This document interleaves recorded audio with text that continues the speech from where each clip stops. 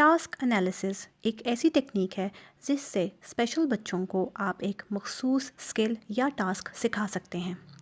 Task analysis में किसी भी टास्क या स्किल को छोटे छोटे स्टेप्स में तोड़ा जाता है जिनको बच्चा आसानी से सीख सकता है।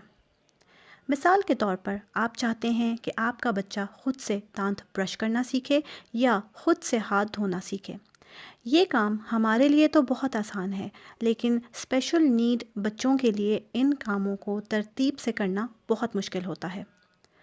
इसलिए कोई भी ऐसा काम जिसमें ज़्यादा स्टेप्स हों उनको छोटे छोटे स्टेप्स में करके ज़ुबानी या विजुअल सपोर्ट के ज़रिए हदायत देकर करवाया जाता है।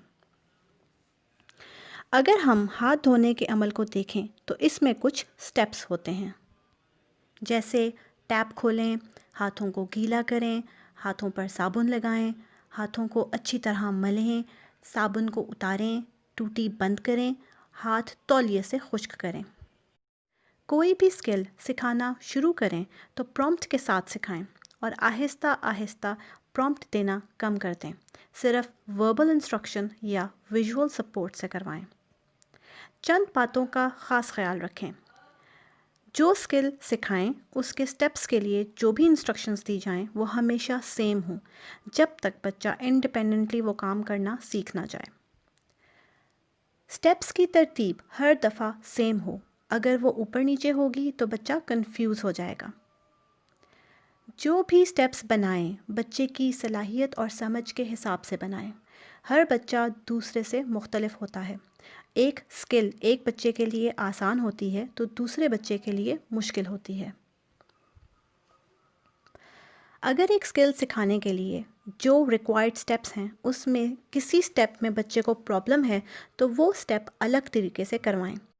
जैसे मिसाल के तौर पर बच्चे को टूथपेस्ट दबाकर टूथब्रश पर लगाने में मुश्किल होती है, तो आप अलग से उसे स्क्वीजिंग की टेक्निक सिखा सकते हैं। जैसे डिफरेंट पेंट की ट्यूब्स को दबाकर बच्चा पेंट निकाले या ग्लू की ट्यूब को दबाकर ग्लू निकाले। टास्क एनालिसिस दो तरीके से करवाया जा सकता है, फॉरवर्ड चेनिंग और बैकवर्ड चेनिंग।